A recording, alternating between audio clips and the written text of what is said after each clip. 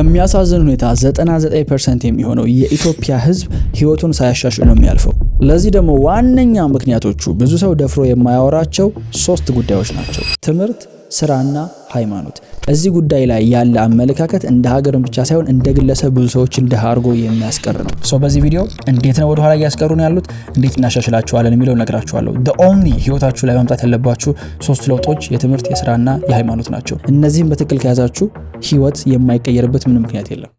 የመጀመሪያው ትክክለኛ ትምህርት አለማግኘት ነው። እንደ ሀገር አፍሪካ፣ ምስራቅ አፍሪካ፣ ኢትዮጵያ ውስጥ ትልቁ እየገደለን ያለው ነገር ቢኖር ለትምህርት ያለን አመለካከትና የተማርነው ትምህርት ነው። አብዛኛው ካሪኩለም ኦልሞስት ኤቭሪ ካሪኩለም የትኛውም ዩኒቨርሲቲ ላይ የትኛውም ኮሌጅ ላይ ብትሄዱ ዲዛይን የተደረገው በዌስተርኖች ነው።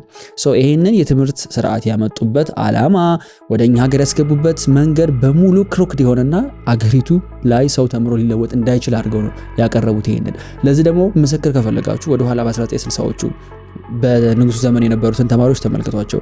የዛኔ የነበረው የትምህርት ስርዓት የ12ኛ ክፍል ተማሪ ዩኒቨርሲቲ ተማሪ ተምሮ ምን ሊያደርግ እንደሚችል የዛኔ ያሳይተውናል። በጣም ብዙ መጽሐፎች ላይ ገብታችሁ ቼክ አድርጉ። አሁን የተማረ ትውልድ ምንድነው እያደረገ ያለው? አብሶሉትሊ ነቲንግ። እንደውም የተማረው ነው እየባሰ ያለው ብዙ ነገር ላይ። ወደ ኋላ ሄደን ስንመለከተው ኤሌመንታሪ ላይ እስከ 5ኛ እስከ 6ኛ እስከ 7ኛ ክፍል ላይ የተማርናቸው ነገሮች የትኛው ነው የህይወት ኤሪያ ላይ መጥቶ አሁን ሲጠቅመን ያገኘ ነው? ዜሮ። መማር በራሱ የሆነ አዲስ ኢንፎርሜሽን ኮንሱም ማድረግ ብሬን ኢላስቲሲቲ ነው። አእምሯችን ኢንፎርሜሽን የመቀበል አቅሙን እየለጠጠው እያሰፋው ስለሚመጣ ብቻ ማትስ ላይ ኤክስን ፍለጋ ውስጥ ረጅም ሰዓት ቁጭ ብሎ ማጥናት፣ ረጅም ጊዜ መስራት የሚባለው ነገር ተለማመርንበት እንጂ የተማርነው ትምህርት የትም አላደረሰንም። ኦነስትሊ ነው የምላችሁ፣ ኦነስትሊ። ከዛ ሃይ ስኩል ሰው ቲኔጀር የሚወስገባ ናው ሲሪየስ እየሆነ ነው። በህይወቱ ፐርሰናል ላይፍ ላይ ብዙ ነገሮች የገጠሙት ነው። የባህሪ መቀየር ይመጣል። አንዳንዱ ወደ ስራ የሚገባበት ጊዜ ነው። እዚህ ጊዜ ላይ የምንማራቸው ትምህርቶች ኮምፕሊትሊ ከኮንሴፕቱ ጋር እንኳን መገናኘት የማንችል ሃይድሮጅንና ኦክሲጅን ሲደመሩ ላይ እኔ ሃይድሮጅንና ኦክሲጅንን እንዴት አድርጌ ነው ቪዥዋላይዝ አድርጌ አንደርስታንድ ላደርጋቸው የምችለው? ኒውተን ፈርስት ሎው፣ ሰከንድ ሎው፣ ሰርድ ሎውን እኔ አንደርስታንድ ለማድረግ ረጅም ጊዜ ወሰደብኝ። ተስፋ ቆርጬ 12ኛ ክፍል ላይ አስታውሳለሁ። አስተማሪን እኔ ነገር አይገባኝም አልኩት። በቃ እኔ አልገባኝም ስለው እሱ ነው ጠርቶ ይኸውልህ ፈርስት ሎው ማለት የኤስኬን ግድግዳ መታው፣ ኤስኬን እንዲተንቀሳቀስ፣ ፓራቦሊክ ሙቭመንት ማለት እኮ ይሄ ነው። በሪል ላይፍ በሆኑ ነገሮች ሲያስረዳኝ የዛኔ ኦኬ ህጉ ገባኝ። ዘን ዋት ምን ነው ማረገው? ምን እንደሚጠቅመኝ ይሄ ህግ አሁን ወስጄ እስኪ ህይወቴ ላይ ማመጣውን ነገር ያ በጣም ላብ በላብ ሲያደርገኝ የነበረው የማተስ 12 መስመር ወርታች ድራይቭ የሚደረገው ፎርሙላ ምን ላይ ነው ህይወቴ ላይ ለውጥ ሊያመጣ የሚችለው? አስተማሪዎቹም አያውቁትም፣ ዳይሬክተሮቹም አያውቁትም፣ ወላጅም አይጠይቅም። ልጅ ትምህርት ቤት ከሄደለት በቃ አውሰም። ከዛ እንዲሆነን የት እንመጣለን? ዩኒቨርሲቲ። ትልቁ ጆክ፣ ትልቁ ቀልድ ከዩኒቨርሲቲ ያለው አንድ ትምህርት ቢኖር ራሳችሁን ፈልጋችሁ ማግኘት ይችላላችሁ። ሶሻል ካፒታል ትገነባላችሁ። ከሰው ጋር እንዴት መኖር እንዳለባችሁ፣ ነፃነት እንዴት መጠቀም እንዳለባችሁ ታውቁበታላችሁ። አበቃ። ቤዚክሊ ሊያገኘው ይሄን ነው። ከዛ ውጭ ግን ትምህርት ተብሎ የሚሰጠው ነገር ቀልድ ነው። አይ ስዌር ቱ ጋር ቀልድ ነው። በተለይ ኢንጂነሪንግ እነ ኮምፒውተር ሳይንስ እነምና የለም። ምናልባት ህግ ላይ ምናልባት ሜዲሲን ላይ የሆኑ ስፔሲፊክ ኤሪያዎች አሉ። ዩኒቨርሲቲ ካልገባችሁ ያንን አካዳሚክሱን ካላገኛችሁ ምንም አይነት በኬሪየራችሁ መሄድ የማትችሉባቸው ፊልዶች አሉ። እነሱ ላይ ግን አንደርስታንድ በጣም ጥቂት ሰዎች ናቸው አክቹሊ ዛም ላይ ያሉት። ማጆሪቲው ግን ቀልዶ ነው ከዩኒቨርሲቲ የሚወጣው። ቀልዶ ማለት እኔ ለዚህ ምስክር ነኝ። አይ ሚን አሁን ኤቭሪቲንግ ፐብሊክ ስለወጣ ይሄን ለመናገርም አላፍረም። ግን አብዛኛው ዩኒቨርሲቲ ተማሪ አይማርም። በቃ ጊዜውን ተዝናንቶበት በጣም ብዙ ሲሪየስ ሙቪዎችን አይቶበት በጣም ብዙ ሰዎች ጋር ዴት አድርጎበት ብዙ ምሽቶችን ውጭ አሳልፎ ፋይናል 1 ሳምንት 2 ሳምንት ሲቀረው አክቹአሊ ከኮርሱ ጋር እስኪ ሞጁሉ ምንድነው ፒፒቲ እስኪላኩልኝ ተብሎ ተነቦ ነው ዩኒቨርሲቲ የሚታለፈው። ይታወቃል ይሄ። ስለዚህ በየአመቱ በሺዎች የሚቆጠሩ ዩኒቨርሲቲዎች ከተማሪዎችን ግራጁዌት እንዲያደርጉ ያደርጋሉ። ከዛ በኋላ ዲግሪ ይኖራቸዋል። ዩዝለስ ትራሽ የሆነ ዲግሪ፣ ትራሽ፣ ሊትራሊ ትራሽ። ይሄ አሁን 5 ዓመት 6 ዓመት ፕሮብለም እንዳይመስላችሁ። በነገራችሁ ላይ 10 20 ዓመት ወደ ኋላ ስትሄዱ እኮ ይሄ ኮብልስቶን የሚባል ነገር ሲመጣ የምታስታውሱ ከሆነ ኮብልስቶን ይፈልጡ የነበሩት ዩኒቨርሲቲ ተማሪዎች እኮ ናቸው። ኮብልስቶን እንኳን ባቅሟ ዲግሪ የለ ሰው አይንካኛለሽ ነው የተባለ ይቀለዳል።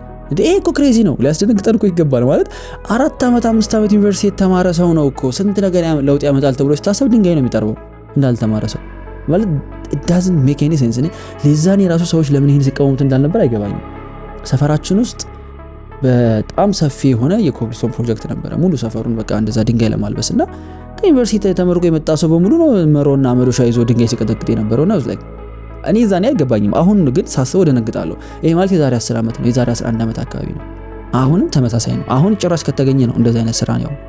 ካታገኘ ነው እሱም። እና እንዲህ አይነቱ ነገር ስትመለከቱት ሰው መማር ያለበት የባህሪ ለውጥ እንዲያመጣ ነው። የተማረ ሰው ለውጥ ማምጣት መቻል አለበት ራሱም ላይ ኢንቫይሮንመንቱም ላይ። ታዲያ የባህሪ ለውጥ ካላመጣን ሊትራሊ ዌስት ነው ታይማችን እያደረግን ያለ ነው። በተለይ ደግሞ ትምህርት እየወሰደብን ያለው ታይም በጣም ፕራይም የሚባል ኤጅ ነው። ፕራይም ኤጃችን በቃ ከ18 ዓመት እስከ 25 ከ26 ከ27 ያለው ይሄ ሰው በጣም ማክሲመም የለርኒንግ ፖቴንሻል ያለበት ምንም ነገር ላይ ገብቶ ለውጥ ማምጣት የሚችልበት ጊዜ ላይ በትምህርት መደነዝ ነው ኢትዮጵያ ውስጥ ያለው በጣም በሚያሳዝን ሁኔታ። እና ብዙዎቻችሁ ይሄን ቪዲዮ የምትመለከቱት ሰዎች ተምረናል ብላችሁ የምታስቡት በእርግጠኝነት ከአንድ ዲግሪ በላይ ያላችሁ ላይክ ዲግሪ መሰብሰብ አይደለም አላማው፣ ግን ፎርማሊ የተማራችሁት ይሄን ተምሬያለሁ ይሄን አውቃለሁ የምትሉት ነገር የለም። ዲግሪ ያላችሁ ሰዎች እንኳን እኔ እኮ በዚህ እንትን ከዚህ ቦታ ተመርቄያለሁ፣ ምን መስራት ትችላለህ? በማርኬቲንግ ማኔጅመንት ከዚህ ኮሌጅ ተምሬያለሁ፣ ማርኬቲንግ ማኔጀር ባረግ መስራት ትችላለህ? ዩ ካንት። አላስተማሩህም፣ አታውቀውም። እኔ ኮምፒውተር ሳይንስ ነው የተማርኩት። ኮምፒውተር ሳይንቲስት ነህ ወይ ብትሉኝ ኖ አብሶሉትሊ ኖ። ምናልባት እኔ ጥሩ ተማሪ ስላልሆንኩኝ ላይሆን ይችላል። እንደኔ አይነት በሺዎች የሚቆጠሩ ተማሪዎች አሉ ከአንድ ቦታ ግራጁዌት ያደረገ they have no idea ምን እየተከናወነ እንደሆነ literally no idea። ይሄ ምን ፕሮብለም ነው? ትምህርት ነው። ሶ እኔ መጥቼ የትምህርት ስርዓቱን ልቀይረው ወይም እናንተ የትምህርት ስርዓቱን ቀይሩት እያልኳችሁ አይደለም። ኤዱኬሽን በብዙ ፎርም ነው የሚመጣው ጋይስ። ዲግሪ ይዛችኋል ማለት ተምራችኋል ማለት አይደለም። በቃ እሱማ እኮ ይሄው አደረሳችሁ እኮ እዚህ ቦታ፣ የትም እኮ ከዚህ ፑሽ አላደረጋችሁም። ተስፋ ማታደርጉት በቃ እሱ ዲግሪ ላይ መንጠልጠላችሁን ተውት። ራሳችሁን ስታስተዋውቁ ከዚህ ቦታ በዚህ ዲግሪ ተምሬያለሁ አትበሉ፣ ይቅር። የትም አላደረሳችሁ፣ ምንም አይሰራላችሁም እሱ። አሁን ራስን ለአዲስ ትምህርት ማዘጋጀት ነው። በሚገርም ሁኔታ ቴክኒክና ሙያ የተማሩ ሰዎች ስራ የማጣት ችግር የለባቸውም። ለምን? ዳይሬክትሊ የሚማሩት ስራ ስለሆነ። እዛ ጋር ምጣድ መስራት ከሆነ ምጣድ መስራት ነው የሚማረው፣ ሲወጣ ምጣድ ይሰራል። አበቃ። ኤሌክትሪክ ኢንስታሌሽን ከሆነ ኢንስታሌሽን ነው የሚማረው፣ ሲወጣ ኢንስታሌሽን ነው የሚሰራው። ሰፈር ውስጥ ከ10ኛ ክፍል የወደቀ አንድ ጓደኛ ነበረኝና 10ኛ ክፍል ሲወርቅና ሌሎቹ ጓደኞቹ 11ኛ 12ኛ ክፍል ፕሪፓራቶሪ ሲገቡ የዛኔ በጣም ቢግ ዲል ነበረ እና እያያቸው በጣም ይደብረው ነበር በጣም። ከዛ የዛኔ ቤተሰቦቹን ማማከራቸውና ጋራጅ ውስጥ ገባ። ኢንተርን ሆኖ ማለት ያው ኢንተርን የምትለው አቃል አሁንለች አጋዥ ብሎ ገባና ውሃ ነበር ያቀብል የነበረው። ከዛ መፍቻ ምናምን እያለ ነው ልጁ እያደገ የመጣውና በአንድ አመት ጊዜ ውስጥ ተማረ እዛው ጋራጅ ውስጥ ቁጭ ብሎና የሆነ መኪና ሲመጣ በቃ አሴምብል ማድረግ መፈታታት ምናምን ቻለ። በዛው አመት ቴክኒክና ሙያ ሲጀምር ቴክኒክና ሙያ ሲገባ ኤቭሪዋን ከሷ አጠገብ ነበር መቀመጥ የሚፈልገው፣ በተለይ ፕራክቲካል ክላስ ላይ። ለምን? ሂ ኖውስ ምን እንደሚሰራ ያውቀዋል። ጋራጅ ሲሰራ ነበር። ቴክኒክና ሙያ ሞተር በትኑ ሲባል በትንትኑ ነው የሚያወጣው። ከዛ በኋላ ዲግሪው ሲወጣ ቺፍ መካኒክ ሆነ እያለ በ3 አመት በ4 አመት ጊዜ ውስጥ ነው የራሱን ጋራጅ የከፈተው ያለች። የዛኔ ጠራውት ዩኒቨርሲቲ ገብተው የነበሩት ልጆች ሲመለሱ they were confused I mean ልብሳቸው ያምራል ሲታይ፣ ከሌላ ቦታ ላይ የመጡት የሚያወሩት ጥሩ ስቶሪ ያላቸው፣ ግን ህይወታቸው ባዶ ዜሮ ኮምፔር ሲደረግ ከሱ ጋር። ሶ ይሄ የሚነግረን ምንድነው? አክቹአሊ ፎርማል ኤዱኬሽን ተብሎ ሁሉም ሰው እንዲያልፍበት የሚፈልገው ኤዱኬሽን ገደል ነው እየመራ የሚያስገባን። ሲሪየስሊ የሚመሩትም ሰዎች ከፊት ለፊት ያሉትም ያውቁታል ይሄንን ክሊርሊ፣ ግን ማንም እዚህ ነገር ላይ አክሽን መውሰድ አይፈልግም። ሁላችንም አልፈንበታል። እኔም እናንተም በዚህ ሲስተም ነው ያለፍነው። ሶ እኔ እንቀይረው የኛ ኃላፊነት ነው ይሄን ሲስተም መቀየር እያልኩኝ አይደለም ላይክ በዚህ ሁሉ ነገር ውስጥ እኛ እንዴት እናምልጥ ነው ጉዳዩ። ምክንያቱም የኢትዮጵያ ችግር ብቻ ሳይሆን አፍሪካ ውስጥ ያለ ሌላውም ዓለም ላይ ያለ ፕሮብለም ነው ይሄ። ግን ሌሎቹ ዌስተርኖች ፊገር አውት አድርገውታል በሆነ መንገድ። እንዴት ካላችሁኝ ሪል የሆነ ፕራክቲካል ኤዱኬሽንን አክሰስ የሚያደርጉበት በጣም መልቲፕል ዌይ አላቸው። መልቲፕል ዌይ። ሪሰንትሊ ይሄን ቪዲዮ ለመስራትም ሳስብ አንዳንድ ሪሰርቾች እያነበብኩኝ ነበርና አንድ ኢትዮጵያ ውስጥ ቢዝነስ የሚጀምር ሰውና አንድ ዌስተርን ዓለም ላይ ቢዝነስ የሚጀምር ሰው ምን ያህል መጽሐፍ ያነባሉ፣ ምን ያህል ክላሶች ይወስዳሉ፣ ምን ያህል ሜንቶርሺፕ አቴንድ ያደርጋሉ የሚለው ነገር ስመለከት በጣም ነው የሳኩት። በጣም ማለት ይሄን ያህል ተብሎ የተቀመጠ ፊገር ባይኖርም ግን ዌስተርን ወርልድ ላይ ዩኤስኤ ላይ ሌሎች የአውሮፓ ሀገሮች ላይ ያሉ የቢዝነስ ክላሶች ብዛት ልነግራችሁ አልችልም። መአት የቢዝነስ ኤዱኬሽን ነው ያለው። እኛ ሀገር ላይ ባንጻሩ የለም። እስኪ የትኛው ሰው ነው እናንተ የምታውቁት ቢዝነስ ሲጀምር ኮንሰልቲንግ አግኝቶ ሜንተርሺፕ አግኝቶ ቢዝነስ ውስጥ የገባ? የለም። ኤቭሪቲንግ እዚህ ሀገር የሚሰራው በልምድ አዋላጅነት ነው። አበቃ። ከዛስ የትራይ ኤንድ ኤረር ስለሆነ የሙከራ ስለሆነ የሰራላቸው ሰዎች ለማንም ማሳየት አይፈልጉም። ለምን? በዛ በሙከራ ውስጥ መከራቸውን አይተዋል። አሁን ብዙ ቢዝነስ ኦነሮችን ተመልከቱ። ምናልባት ሚዲያ ላይ የሚወጡት ሊያወሩ ይችላሉ ፕሮፐርሊ፣ ግን እዛ ጋር ፋንሲ መኪና ምናምን ሲነዳ የምትመለከቱ ሰውዬ የዛሬ 10-20 ዓመት የነበረበትን ታሪክ ቢነግራችሁ ትደነግጣላችሁ። በጣም ከባድ በሚባል ሲቹዌሽን ውስጥ ነው የሚያልፉት። ግን ያ ሰውን እንደሚያስተምርም እያወቁት ኮምፎርታብል አይደሉም ለማሳወቅ። ሜንተርሺፕ የሚባል ነገር የለም። ኮንሰልቲንግ ሰርቪሶች የሉም እኛ ሀገር ላይ። በተለያየ ፊልድ ላይ እውቀት ያላቸው ሰዎች እንዴት እንደሚሰራ አያስረዱም። ካልቸሩ የለም። እኔ ዩኒቨርሲቲ ተማሪ ያለው ነው ቢዝነስ ሲጀምር ሜንተር ያስፈልገኛል ቢካዝ በጣም ብዙ መቀናባቸው ሰዎች ሜንተር አላቸው። ሰው አይ ኒድ ሜንተር። ማን ነው ሜንተር ሊያደርገኝ የሚችለው ቢዝነስ ላይ ፈለኩ? የለም ላይክ ሜንተርሺፕ እንሰጣለን የሚል ስለ ቢዝነስ እናማክራለን እናሰለጥናለን የለም። መከራዬን አይቼ ከአዳማ አዲስ አበባ የተመላለስኩ ፈልጊያለሁ ነን ዜሮ። ምንድነው ችግሩ ሲባል ይውላችሁ ትምህርት እንደነገርኳችሁ የሆነ ስፔሲፊክ ነገር ላይ ለውጥ ለማምጣት የሚደረግ ነገር ነው። እዛች ስፔሲፊክ ጉዳይ ላይ ሊያስተምራችሁ የሚገባ ሰው ራሱ ያን ስፔሲፊክ ጉዳይ እናንተ መድረስ የምትፈልጉበት ቦታ ላይ ያደረሰው ሰው ነው። ሌሎቹ ዓለማት እየበለጡ ነው ያሉት። ቴክኖሎጂ ላይ ብትገቡ እንዴት የቴክኖሎጂ ካምፓኒ እንደሚጀመር እያንዳንዱ ብሬክዳውን እያደረጉ የሚያስተምሩ አሉ። ዲዛይን ላይ ብትሄዱ፣ ፋሽን ላይ ብትሄዱ፣ ሁሉም ኤሪያ ላይ እንዴት አክቹአሊ ገብታችሁ ስኬታማ መሆን እንደምትችሉ ኤዱኬሽኑን በቀላሉ አክሰስ ማድረግ ትችላላችሁ። ማአት ወርክሾፖች ናቸው ያሉት፣ ማአት ኢቨንት ነው የሚዘጋጀው፣ ማአት ኦንላይን ኤዱኬሽኖች ናቸው ያሉት። እኛ ሀገር ላይ ኦንላይን ኤዱኬሽን አሁን ያለበት ስቴጅ እኮ ያስቃል። እኛ ኦልሞስት አሁን 2 ዓመት ሊሆነን ኦንላይን ኤዱኬሽን ውስጥ ከገባንና ምን ያህል ለውጥ እያመጣን እንደሆነ እኛም ማህበረሰቡ ያውቀዋል፣ እኛ ፕሮግራም ላይ የገቡ ሰዎች። ምክንያቱም የሆኑ ቲኔጀርስ የሆኑ 21 22 ዓመት የሞላቸው ልጆች የዩኒቨርሲቲ ተማሪዎች ኢንፋክት እኛ ጋር መጥተው በ3 ወር በ4 ወር ጊዜ ውስጥ ይሄው የመጀመሪያ ክላይንቴል አግኝቼ 20 ሺህ ብር ሰርቻለሁ ይሉናል። ይሄ ሆኖ አያውቅም። በነገራችሁ ላይ ማለት ብራግ ለማድረግ አይደለም ይሄን የምነግራችሁ፣ እኔ ስላልነበረኝ ነው ኦፖርቹኒቲ። ሌላው ዓለም ላይ ግን የዛሬ 20 30 ዓመት የነበረ ጉዳይ ነው።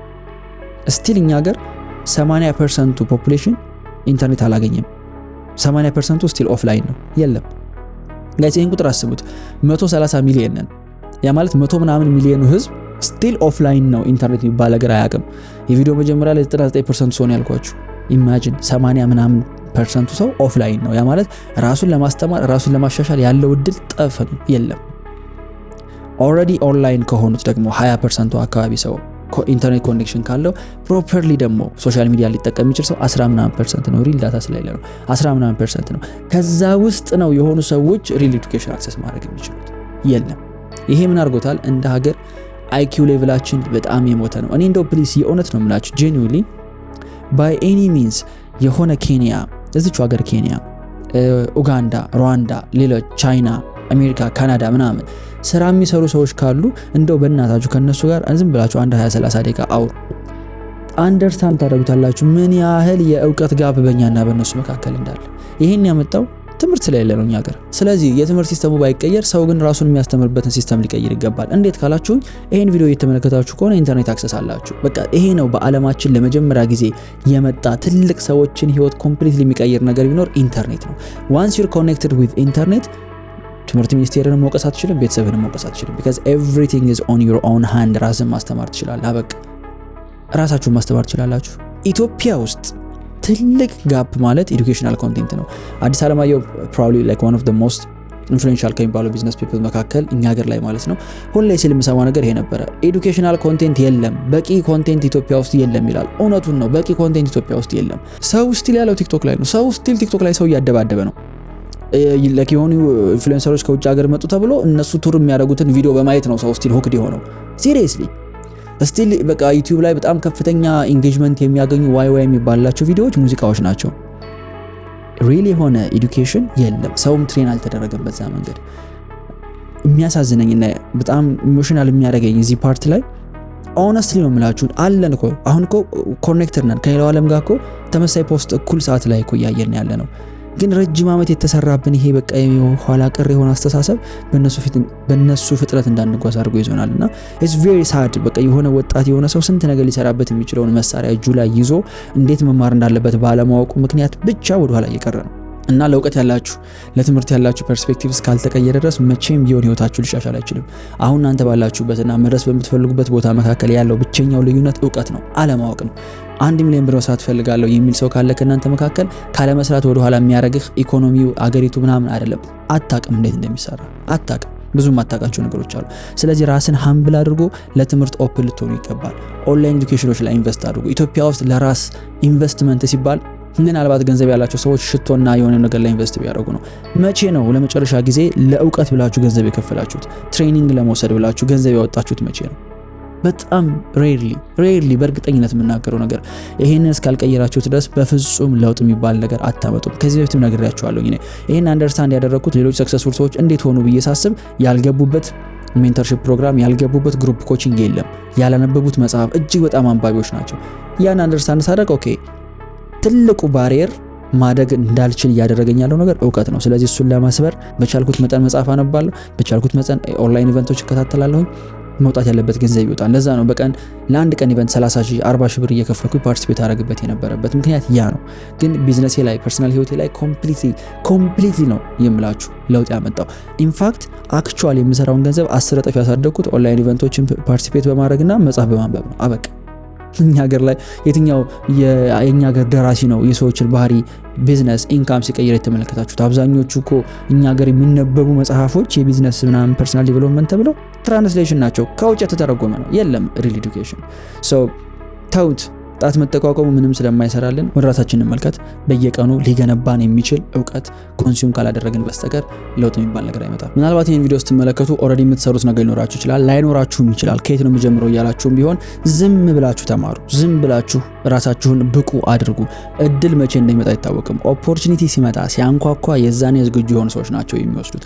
እኔ ኤዱኬሽን ላይ በጣም ሄቪ የሆነበት ምክንያት መማር እንደነገርኳችሁ ነው፣ መዘጋጀት ነው። ምንም የሌለው ሰው ከዜሮ ነው የሚጀምረው። ዮናስ ምን ላደርግ ቢለኝ ልለው የምችለው ነገር ተማር ነው። like consume አድርግ ኢንፎርሜሽን፣ እወቅ ምን እየተከናወነ እንደሆነ። የሆነ ስኪል ያዝ፣ የሆነ ነገር ላይ ኢንቨስት አድርግ ታይምህን።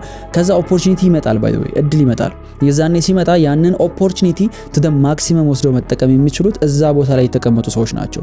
ከልቤ የምነግራችሁ ነገር ማለት ነው፣ ዙሪያችን በሙሉ የሥራ እድል ነው፣ ኦፖርቹኒቲ ነው። አሁን እያየናቸው ያልሆነበት ምክንያት ኢንላይትንድ ስላልሆነን፣ አይምሮአችን ስላልበራ ነው እነሱ ነገሮች ለማየት። አሁን ብላክ ኤንድ ዋይት ናቸው። አይታዩንም። ከለር ኑሯቸው እንዲታዩ እኛ የምናይበት መነጽር ሊቀየር ይገባል። እሱ ደግሞ እውቀት ነው። ሶ ኮንፊውዝድ የሆነ ከየት እንደምጀምር አላቅም የሚል ሰው ካለ ይሄው የምትጀምሩበት ነገር ቢኖር የሆኑ ሙያዎችን የሆኑ እውቀቶችን ኮንሱም በማድረግ ጀምሩ። በየቀኑ 20-30 ደቂቃ ዩቲዩብ ላይ እነ ቴድ ቶክ አሉ። በጣም ብዙ የውጭ ኮንቴንት ክሬተሮች አሉ። እኛ ሀገር ላይ እንኳን ሪከመንድ ማድረጋችሁ ጥቂት ሰዎች ናቸው። አሚን እያያችሁኝና እየጠቀማችሁ ከሆነ በርቱ። እዚህ ቻናል ላይ ብዙ የሚጠቅሙ ነገሮች ሼር እናደርጋለን። ግን ውጡና በተለያየ ሴክተር ላይ ማአት ኮንቴንቶችን በየሳምንቱ ፕሮዲዩስ የሚያደርጉ ሰዎች አሉ። ተማሩ። የምሬ ነው። እናል ሰው እየተማረ አይደለም። በቃ ጊዜያችሁን ዱም ስክሮል በማድረግ እኔ ይሄን ነገር ከዚህ ላይ እንዴት ይፋሳይ አድርጌ ልናገረው እንደምችል አላቅም። ግን ዱም ስክሮል ማድረግ ቲክቶክ ላይ ኢንስታግራም ላይ የምታሳልፉት ጊዜ ማሳለፍ ብቻ አይደለም፣ ጊዜ መስረቅ ነው ከወደፊቱ። ሶ ኦሬዲ ስራ ያላችሁ ሰዎች ቢዝነሳችሁ እንዲያድግ ኢንካማችሁ እንዲጨምር ከፈለጋችሁ ተማሩ። በጣም ብዙ ሰዎች መንገዱን ክሊርሊ ያስቀምጠውታል። በጣም ብዙ መጽሐፎች ተጽፈዋል እያንዳንዱ ኤሪያ ላይ። እናንተ መገንባት የምትፈልጉትን ቢዝነስ የገነባ ሰውዬ እንዴት አድርጎ እንደሰራው እያንዳንዱን ነገር ዶክመንት አድርጎ መጽሐፍ ጽፏል። what else do you need ያን ነገር ለመቀየር? ሌላ ከየት ምን ይምጣ? ማንበብ። አበቃ። አሁን ኤአይ የሚባል ቱል አለን። ኤቭሪዋን ቻትጂፒቲ አክሰስ ማድረግ ይችላል። ቻትጂፒቲ ለምን ነው የምትጠቀሙት? ግራመር እንዲያስተካክልላችሁ፣ ለገርፍሬንዳችሁ ቴክስት እንዲልክ። ከመዋን ላይክ የሆኑ ሰዎች እኮ ቢዝነስ እየገነቡበት ነው ያንን ቱል። ሌላ ዓለም ላይ ብትሄዱ ማለት ነው። why not you like እኛ ለምን ከማን አንሳለን? honestly እንግሊዘኛ መናገር አሁን ላይ ባሪየር እየሆነ አይደለም ብዙ ነገር ላይ። በቃ ኤአይ አለ ያስተካክልላችኋል እንግሊዘኛችሁን። ስለዚህ ከሌላው ዓለም ጋር ኮኔክትድ መሆን ትችላላችሁ። እውቀትን የማትፈልጉት ከሆነ ወይም አንደርስታንዲንጋችሁን አመለካከታችሁን ማስፋት ላይ ፎከስ የማታደርጉ ከሆነ መቼም ቢሆን አታርጉም። honestly ይሄን ስናገር በጣም በኮንፊደንስ ነው። ምክንያቱም እኔ ኢትዮጵያ ውስጥ ነው ያደኩት፣ በተመሳሳይ ሁኔታ ውስጥ ነው ያለፍነው። ለረጅም ጊዜ አቃለሁ ተምሬያለሁ የሚል ኢጎ ነበር ውስጤ። ትክክለኛ ለውጥ የራሴ ህይወት ላይ ቢዝነሴ ላይ ማየት የጀመርኩት አላቅም ማለት ጀመርኩ። አላቅም። ስለዚህ ኢጎዬን ሰብሬ እገሌ የሚሰራውን የዩቲዩብ ቪዲዮ እመለከታለሁ። የሆነን ሰው አያለሁ የምታወራው ነገር ጥሩ ነው ለማለት አላፍርም። ምክንያቱም እንደዛ እንዳትሉ የሚያረጋችሁ እንደ ሀበሻ ኢጎ ነው። እንደ ድሃ ኢጎይስቲክ የለም for some reason like ድህነቱን ሰው ኤምብሬስ አድርጎት እኔ ማንነቴ ይሄ ነው የማላረግበት ምክንያት ደግሞ ይሄ ነው ብሎ አቅፎት ተሟሙቆ ነው አንድ ብርድ ልብስ ውስጥ የሚተኛው ሰው። ብቸኛው መሄድ በምትፈልጉበት ርቀትና በእናንተ መሃል ያለው ልዩነት እውቀት ነው። እውቀቱን ለማስፋት ደግሞ ሁላችሁም ኢንተርኔት አላችሁ፣ ተጠቀሙበት። ሁለተኛው ምክንያት ደካማ የሆነ የሥራ ባህል ነው። ኢትዮጵያ ውስጥ ስራ ያስቃችኋል። ማለት እኔ እስቃለሁ ስለ ወርክ ኢቲክሳችሁ ሳስብ፣ የምሬን ነው የምላችሁ። ጠዋት 4 ሰዓት ላይ ቀስ ተብሎ የሆኑ ሱቆች ይከፈታሉ። ከዛ የሚዘጉት ማታ 1 ሰዓት ምናምን ላይ ነው። ማታ ላይ የለም early in the morning የለም። ከተማው ዴድ ይተኛል። በቃ ኤቭሪዋን ተኝቷልና በጣም ጠንካራ ሰራተኛ ነኝ ብሎ የሚያስበው ሰውዬ በቀን 10 ሰዓት 11 ሰዓት ምናምን ቢሰራ ነው ተሳስቶ። እንደው ከውጭ ሀገር የመጡ ሰዎችን ዝም ብላችሁ ብታወሯቸው ነዳጅ የሚቀዱ አስተናጋጅ ምናምን የሆኑ ሰዎች ጋይስ 16 ሰዓት መስራት ኖርማል ነው። ባይ ዘ ወይ ኖርማል የሆነ ላይፍ ስታይል ለማስቀጠል በቀን 16 ሰዓት መስራት እጅግ በጣም የተለመደ ነው። ኢቭን እዚህ ዱባይ ያሉ ጓደኞቻችን 2-3 ስራ በመስራት በቀን እስከ 16 ሰዓት ድረስ ይሰራሉ። 16 ሰዓት ነው እያወራሁ ያለሁት። 16 ሰዓት ማለት ጠዋት 1 ሰዓት ስራ ጀምራችሁ ማታ 4 ሰዓት ማቆም እንደማለት ነው። ብዙ ነው ራይት? ኤግዛክትሊ በዚህ ደረጃ ነው ሌላው ዓለም እየሰራ ያለው። ይሄ ሙቪ ላይ የምትመለከቱት ምናምን ሰው አይሰራም በፍጹም የተሳሳተ ነው። ዌስተርን ወርልድ ላይ 16 ዓመት 17 ዓመት 18 ዓመት ላይ ነው ስራ የሚጀምረው። አክቹዋል ስራ ማለት ገንዘብ ቸግሯቸዋል ቤተሰቦቻቸው ሊያኖራቸው ይችላሉ፣ ግን ልጆቹ መስራት ስላለባቸው ገና ትምህርታቸውን ሳይጨርሱ አስተናጋጅነት ይጀምራሉ። የሆነ ቡት ካምፕ ፓርቲሲፔት ያደርጋሉ፣ የሆነ ገንዘብ የሚያገኙበት ፊልድ ውስጥ ይሰማራሉ። በዛ መንገድ ነው ወርክ ኢቲክሱን ቢልድ እያደረጉት የመጡት። እኛ ሀገር ላይ አሁን 12 ሰዓት ፒውር ስራ ሲባል ብዙ ሰው ይጨንቀዋል። 8 ሰዓት መስራትን እኮ እንደ ቁም ነገር አይቶ ያው ስራ እኮ ቢዚ ስለሚያደርገኝ እኔ አዲስ ነገር መጀመር አልችልም እያላችሁ ይሆናል ከእናንተ መካከል። በጣም ቀልድ ነው ባይወይ። አንድ ስራ ይዛችሁ እንደው ስራ ቢዚ ስለሚያደርገኝ ሌላ ነገር መጀመር አልችልም ማለት በጣም ቀልድ ነው። ደግነቱ በእግዚአብሔር ረድኤት ስለሆነ ኢትዮጵያ ውስጥ የምንኖረው የምሬን ነው። በቸርነቱ ኢትዮጵያ ውስጥ ስላለን ሰው በአንድ ስራም 4,000 5,000 10,000 እየተከፈለው ይኖራል፣ ራሱን ያኖራል። በቃ ምግብ አያጣም፣ መኖሪያ አያጣም ምናምን። በጣም የወረደ ከዛም ዝቅ ያለ የከፋ ሲቹዌሽን ላይ ያሉ ሰዎች እንዳሉ ሆነው ግን አቬሬጁ ሰው ግን በዚህ በጣም በቃ በተለሳለሰ በአንድ ስራ ሊኖር ይችላል። ስለዚህ ያ ሃንገሩ የለም። ትሬሾልዱ ከፍ አለም። አሁን አዲስ አበባ ላይ ያን ነው እያየን ያለ ነው። አዲስ አበባ አሁን ወደ ሌላው ዓለም ስታንዳርድ እየመጣች ነው። መኖር የሚባለው ነገር ከባድ እየሆነ ይመጣል ከሆነ ጊዜ በኋላ። ስለዚህ ስራ ደርቦ መስራት፣ ኢንካምን መልቲፕላይ ማድረግ ግዴታ በቃ አማራጭ የሌለው ሲቹዌሽን እየሆነ ይመጣል። ያ ጊዜ መጥቶ ግን ሪፕሌስ እስክትደረው ወይም ተገፍታችሁ እስክትወጡ ድረስ አትጠብቁ። የምሬ ነው። በተለይ 20ዎቹ እድሜ ውስጥ ያለ ሰው ይሄን ቪዲዮ እያየ ከሆነ በቀን 12 ሰዓት ካልሰራችሁ እየሰራችሁ አይደለም። ከልቤ ነው። 12 ሰዓት ማለት በቀን ጧት 1 ሰዓት ስራ ጀምሮ ማታ 1 ሰዓት ማቆም ማለት ነው። አበቃ። ከዛ ከማታ 1 ሰዓት እስከ ጠዋቱ 1 ሰዓት ድረስ ያለው የናንተ ነው። የፈለጋችሁትን ነገር አድርጉበት። በዛ ማለት የፈለጋችሁትን 12 ሰዓት በቀን ፒውር ስራ ላይ ካሳረፋችሁ ምንም ነገር ላይ ውጤት ማምጣት ትችላላችሁ። ምንም ነገር ላይ ጄኒዩሊ ነው የማምንበት። ብዙዎቻችሁ የምትሰሩት ስራ በቀን 12 ሰዓት የሚጠይቃችሁ ሳይሆን 4 ሰዓት 5 ሰዓት የሚጠይቃችሁ ነው። ሌላውን ጊዜ በመሃል ዩቲዩብ በማየት ነው የምታሳልፉት፣ በመሃል በወሬ ነው የምታሳልፉት። ያንን ጊዜ ኮምፕረስ አድርጋችሁ ሙሉ ቀን ሊወስድ ይችላል የነበረውን ስራ እስከ ጧት ድረስ ገላችሁት ከሰዓት ሌላ ስራ ስሩ ኦር ተማሩበት።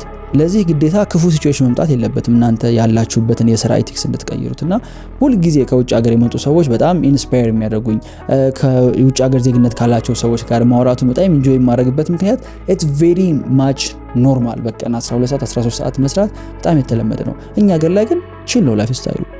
I'm not saying ይውላችሁ በቀን 8 ሰዓት 4 ሰዓት 5 ሰዓት ሰርታችሁ በምታገኙት ኢንካም በምትኖሩት ኑሮ ደስተኛ ከሆናችሁ እኔ ችግር የለብኝም። እዚህ ጋር መጥቼ የምጮኸው አይበቃም በጣም ግሪዲ ሆኖ ስግብግብ ሆኖ ለማለት አይደለም። ግን ያንሰኛል ካላችሁ ለውጥ ፈልጋለሁ ካላችሁ ግን the very first thing you have to do is work more። ብዙ ሰዓት መስራት ነው። በቃ የዛን ያህል ቀላል ነው ጉዳዩ። በሚገርም ሁኔታ በ18 ዓመቱ ኢትዮጵያ ውስጥ ነው የምላችሁ ስራ ጀምሮ ያልተሳካለት ሰው አግኝቼ አላውቅም እስካሁን ድረስ። እንዴት ነው በዚህ ባጭር ጊዜ ስኬታማ የሆንከው ብዬ ስጠይቃቸው ያው እኔ early ነው ስራ የጀመርኩት የፋዘር ቢዝነስ ስለነበረ 18 17 ዓመቴ ላይ ኦሬዲ ይሄን እያደረኩ ነበር። እዛ ጊዜ ላይ ስራ የጀመሩ ሰዎች ፋይናንሻል ህይወታቸው ጥሩ ነው ምን ጊዜም የሚሆነው። አቬሬጅ ኢትዮጵያዊ ግን ከዩኒቨርሲቲ ግራጁዌት አድርጎ ወጥቶ በ25 ዓመቱ ነው ስራ እሺ ምንድነው ማረጋው አሁን ስራ ከዛ እስከ 27 ዓመቱ ድረስ የሆነ ስራ መስራት እንደሚችል የሚያምንበት ጊዜ ነው ገና።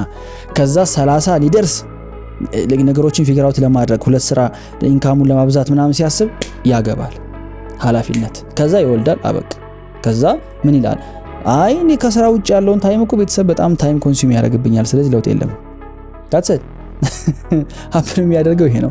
እነዛ ነገሮች መጥፎ ናቸው እያልኩኝ ያለው ግን ጊዜው ሳይሄድባችሁ ሌላ ኮሚትመንት ውስጥ ሳትገቡ እንዳሁኑ አሁን እንዳላችሁበት እድሜ ሞር ታይም እና ሞር ኢነርጂ አይኖራችሁም። እደግመዋለሁ አሁን እንዳላችሁበት እድሜ ብዙ ሰዓትና ብዙ ጉልበት አይኖራችሁም። ሁለቱም እየቀነሱ ነው የሚሄዱት።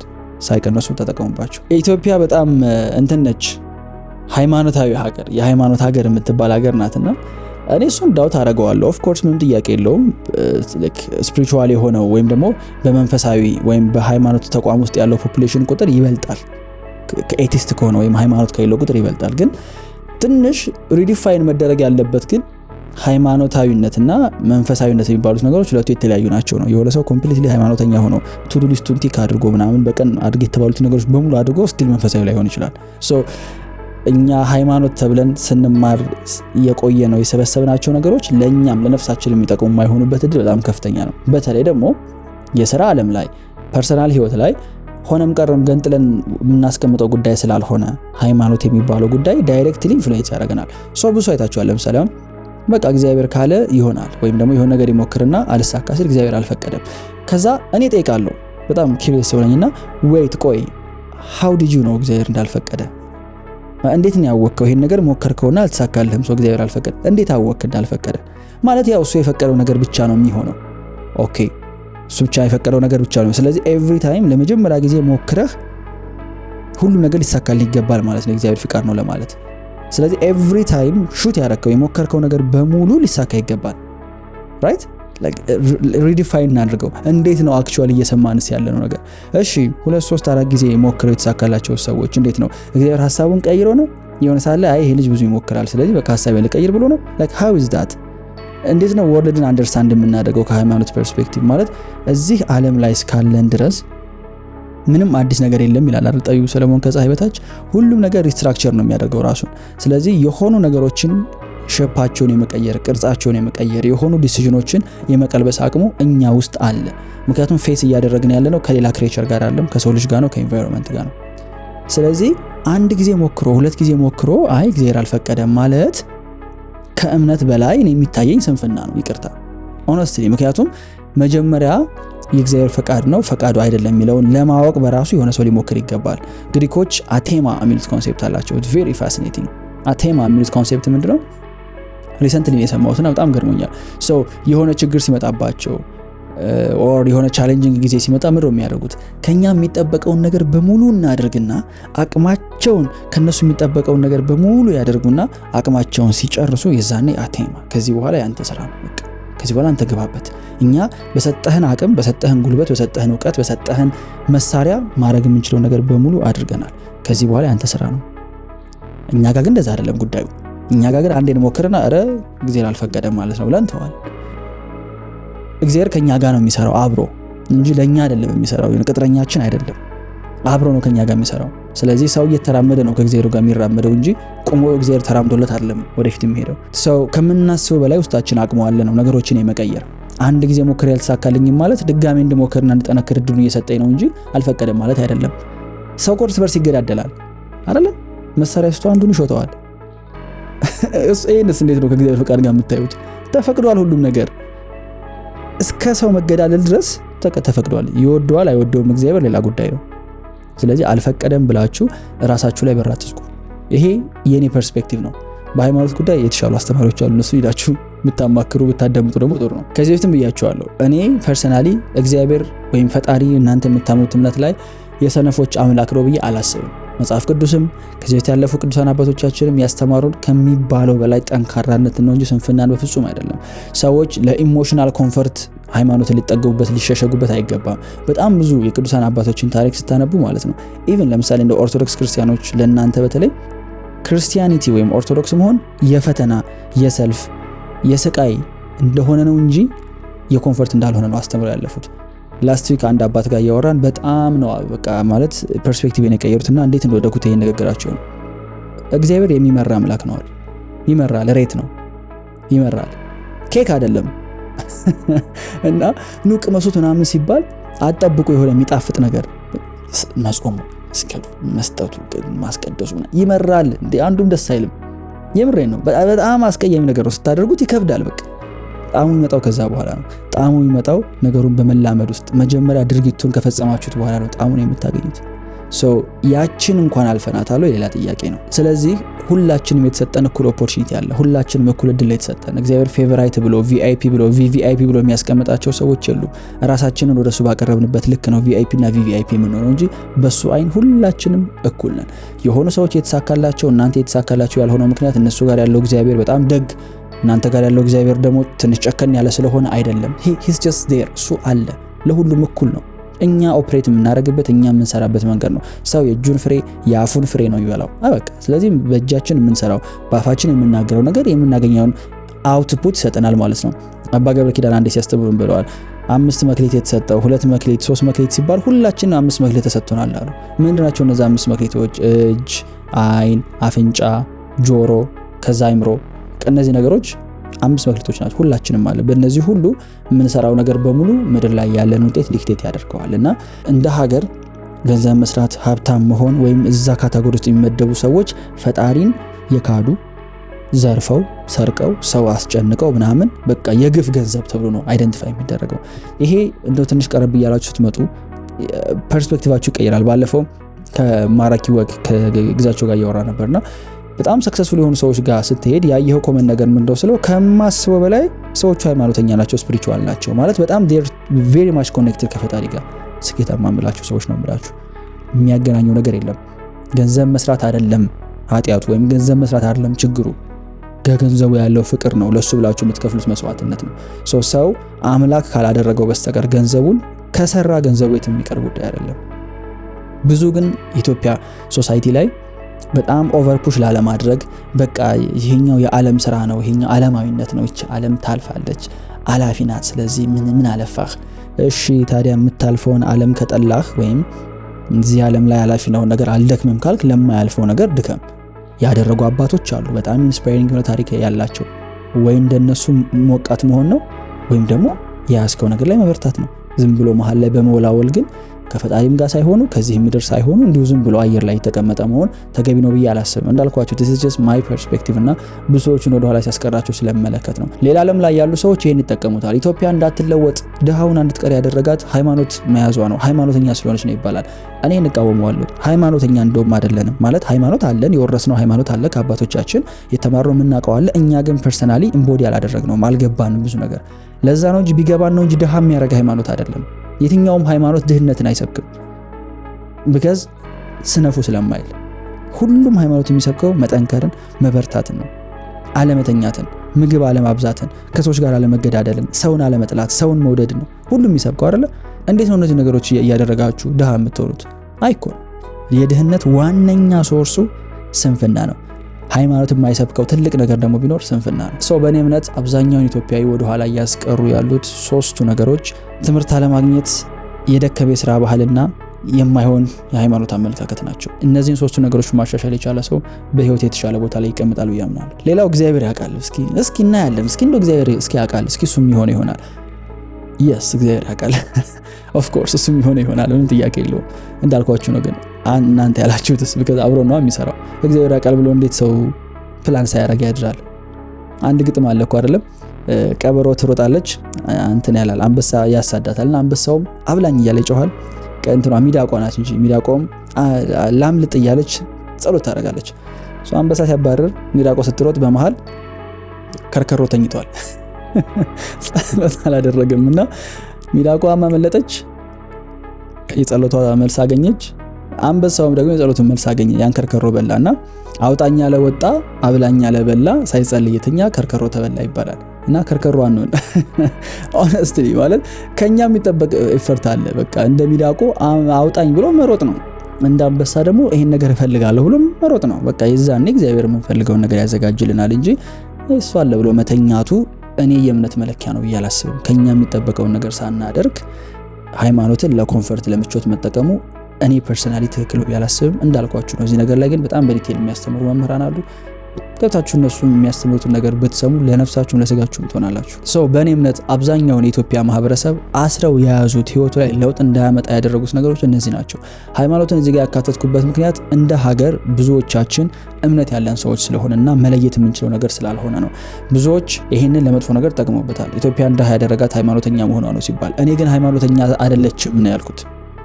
አይደለንም አልገባንም እንጂ ቢገባን ኖሮ ድሃ አንሆንም ነበር። ሁለቱ የተለያዩ ነገሮች ናቸው። ከዚህ በፊት ምንም ያልሞከራችሁ ሰዎች ግራ የሚገባው መጀመሪያው ነው። አንዴ ከጀመራችሁት ውሉን ከያዛችሁት በኋላ ከዛ በኋላ ቀላል ነው። ገንዘብ መስራት እንዴት ነው የሚጀመረው የሚል ጥያቄ እየፈጠረባችሁ እንደሚሆን በእርግጠኝነት አውቃለሁ። ለሱ አንድ ሰው ከዜሮ ተነስቶ እንዴት የመጀመሪያ 100,000 ብር ይሰራል የሚለው እያንዳንዱን ስቴፕ ብሬክዳውን አድርጌ የሰራሁበት ትምህርት ኤጁኬሽናል የሆነ ቪዲዮ አለ። ላይክ ሊትራሊ ወስዳችሁ አፕላይ አድርጋችሁ ገንዘብ የምትሰሩበት በጣም ወደ ኮንቴንት ነው። እዚህ ጋር እስከምጭላችኋለሁ። ገብታችሁ ቼክ አድርጉት። አይ ሆፕ የዛሬው ቪዲዮ ጠቃሚ እንደነበር። see you